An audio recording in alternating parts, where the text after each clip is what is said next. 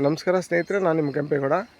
Netsurf Biofit ಉತ್ಪನ್ನಗಳನ್ನು ಬಳಸಿ ತಮ್ಮ ತೋಟವನ್ನು ಅಭಿವೃದ್ಧಿಪಡಿಸಿರುವಂತಹ ನಮ್ಮ ಎಂಜಿನಿಯರ್ ಅರವಿಂದ್ ಅವ್ರನ್ನ ನಾನು ಕಳೆದ 2 ಸಾರಿ ನಿಮಗೆ ಪರಿಚಯ ಮಾಡಿಸಿದ್ದೆ. ಈಗ ಮತ್ತೆ ಪರಿಚಯ ಮಾಡಿಸ್ಲಿಕ್ಕೆ ನಾನು ಹೆಮ್ಮೆಯಿಂದ ಅವರನ್ನು ಮಾತಾಡ್ಸ್ಲಿಕ್ಕೆ ಇಷ್ಟಪಡ್ತೇನೆ. ನಮಸ್ಕಾರ ಅರವಿಂದ್ ಜಿ. ನಮಸ್ತೆ ಸರ್. ಮಾತಾಡಿ ಸರ್, ನಿಮ್ಮ ಪರಿಚಯ ಮಾಡ್ಕೊಳ್ಳಿ ಮತ್ತೊಮ್ಮೆ. ನಮಸ್ತೆ, ನಾನು ಅರವಿಂದ್ ಅಂತ. ಬೇಸಿಕಲಿ ಮೆಕ್ಯಾನಿಕಲ್ ಇಂಜಿನಿಯರು, ಸಾಫ್ಟ್ವೇರ್ ಕಂಪ್ನಿಯಲ್ಲಿ ಕೆಲಸ ಮಾಡ್ತೀನಿ. ಮತ್ತು ನಮ್ಮ ಪ್ರವೃತ್ತಿಯಾಗಿ ವ್ಯವಸಾಯ ಕೂಡ ಮಾಡ್ತಾಯಿದ್ದೀನಿ. ನಾವು ನೆಟ್ಸರ್ಫ್ ಬಯೋಫಿಟ್ ಪ್ರಾಡಕ್ಟ್ಸ್ಗಳನ್ನ ಈ ನಮ್ಮ ತೆಂಗು, ನಿಂಬೆ ಹಾಗೂ ಕಾಳುಮೆಣಸಿಗೆ ಬಳಸ್ಕೊಂಡಿದ್ವಿ.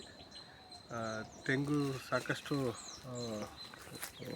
ನುಸಿ ಮತ್ತು ಬೇರೆ ರೀತಿಯಾದಂಥ ರೋಗಗಳಿದ್ವು, ಅದೆಲ್ಲ ತುಂಬ ಕ್ಲಿಯರ್ ಆಗಿದೆ. ಮತ್ತು ಮೇಯ್ನಾಗಿ ನಮಗೆ ನಿಂಬೆ ಪೂರ್ತಿ ಸೊರಗೋಗಿದ್ವು, ಕಾಂಡ ಕೊರಕದ ಸಮಸ್ಯೆ ಎಲ್ಲ ಆಗಿತ್ತು.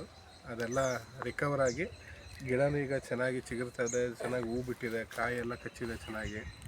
ತುಂಬ ಖುಷಿ ಆಗ್ತಿದೆ. ನಾವು ಸಾಕಷ್ಟು ಏನೇನೋ ಪ್ರಯತ್ನ ಮಾಡಿದ್ವಿ, ಏನು ಮಾಡಿದ್ರೂ ಅದು ಕ್ಲಿಯರ್ ಆಗಿರಲಿಲ್ಲ.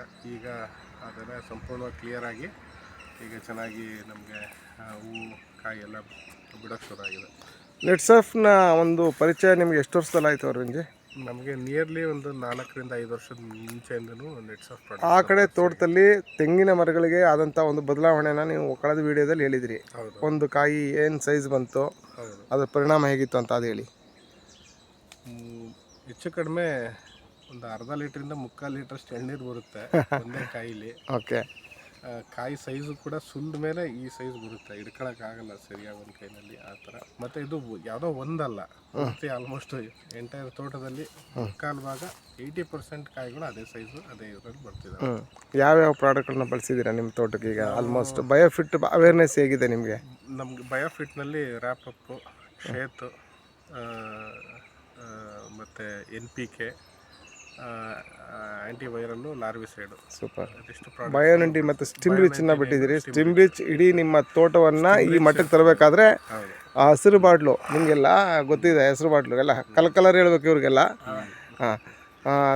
Thank you Arvind. ಹೇಗಿದೆ ನಮ್ಮ ನೆಟ್ಸರ್ಫ್ ಸರ್ವಿಸ್ ನಿಮಗೆ ಕೆಂಪೇಗೌಡರ ಕಡೆಯಿಂದ? ಅದ್ಭುತವಾಗಿದೆ. ಬೆಳಗ್ಗೆ 6 ಗಂಟೆಗೆ ತೋಟಕ್ಕೆ ಬಂದಿದ್ದೀವಿ. ಎಷ್ಟೋ ಸತಿ ಸಂಜೆ 8 ಗಂಟೆ ತನಕ ಇದ್ದು ಮಾಡಿ ಹೋಗಿದ್ದೀವಿ. ಓಕೆ. ಸ್ವಂತ ನಿಮ್ಮ ತೋಟ ಅನ್ನೋ ರೀತಿಯಲ್ಲೇ ನೀವು ನಮಗೆ ಮೇಂಟೈನ್ ಮಾಡ್ತಿದ್ದೀರಾ, ತುಂಬ ಖುಷಿ ಆಗುತ್ತೆ. Thank you Arvind.